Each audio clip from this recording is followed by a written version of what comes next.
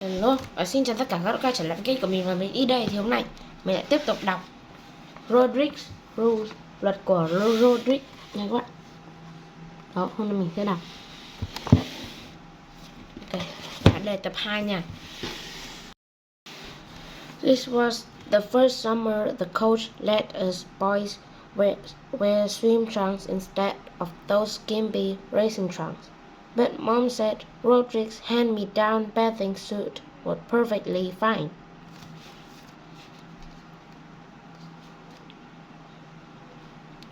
After swim practice, Rodrick would pick me up in his band's van.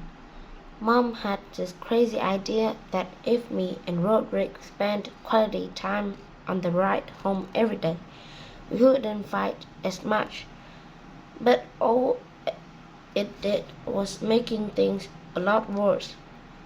Rodrick was always a half hour late picking me up, and he wouldn't let me sit up front. He said the chlorine would ruin his seat, even though the van is something like 15 years old. Rodrick's van doesn't actually have any seat in the back, so I had to squeeze in with all the band equipment. And every time the van came to a stop, I had to pray I didn't get my head taken off by one of Rodrick's drums. I ended up walking home every day instead of getting a ride from Rodrick. I figured it was better to just walk to the 2 miles than to get brain damage riding in the back of the van. Halfway through the summer, I decided I was pretty much done with swim team, so I came up with a trick to get out of practice.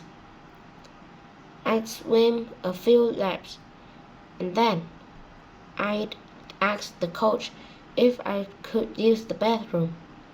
Then I'd just hide out in the locker room until practice was over.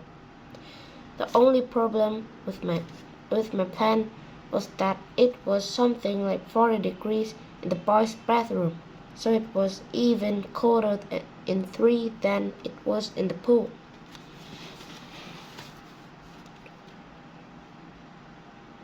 I had to wrap myself into toilet paper so I didn't get hypothermia. That's how I spent a pretty big chunk of my summer vacation, and that's why I'm actually looking forward to going back to school tomorrow. Tuesday. When I got to school today, everybody was acting all strange around me, and at first I didn't know what was up.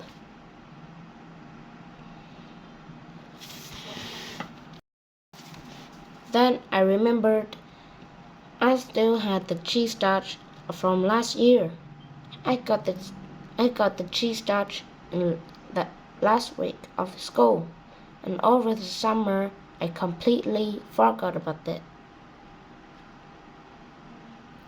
The problem with the cheese starch is that you've got it until you can pass it on to someone else. But nobody would even get within 30 feet of me, so I knew I was gonna be stuck with the cheese starch for the whole school year. Luckily, there was a new kid named Jeremy Pindle in the homeroom, so that took care of that problem. My first class was pre-algebra, and the teacher put me right next to Alex Orada, the smartest kid in the whole class.